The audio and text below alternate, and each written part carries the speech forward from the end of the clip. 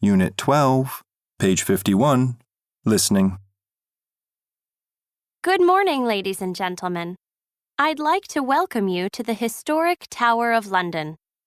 I will be your tour guide for today. I'm going to start with a little background about this amazing building and point out a few important places. The Tower of London is almost 1,000 years old. It was built by the French King William of Normandy.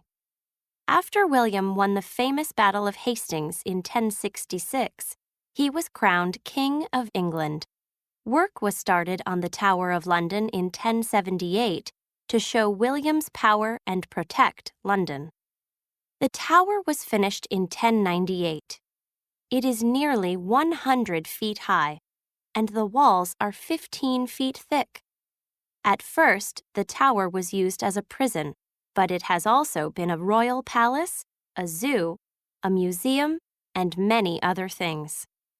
Over there, you can see the White Tower. In 1240, King Henry III made the White Tower into a spectacular royal palace, where he entertained many important visitors. He was often given animals as gifts, and so he built the Lion Tower, where lions and other wild animals such as elephants and bears were kept. Over there, you can see the Bloody Tower, where the two young princes, Edward and Richard, were murdered in 1483.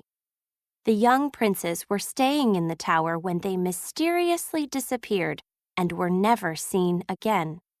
200 years later, their bodies were found beneath a stone staircase. It is thought that their evil uncle was responsible for their deaths, so that he could become king.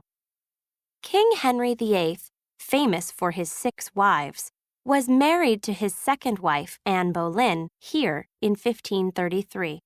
The marriage was celebrated with a party that lasted for 11 days, but sadly, Anne Boleyn was executed here in 1536.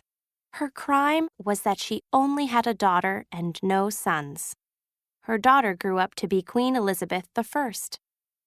In front of us, we can see the famous ravens, the big black birds which live here. The story goes that if the ravens ever leave the tower, there will be no more kings or queens in Britain. To make sure they stay, they are fed a special diet of meat, biscuits, and eggs, and their wings are clipped. So now, if you'd like to follow me, we'll begin our tour of this wonderful historical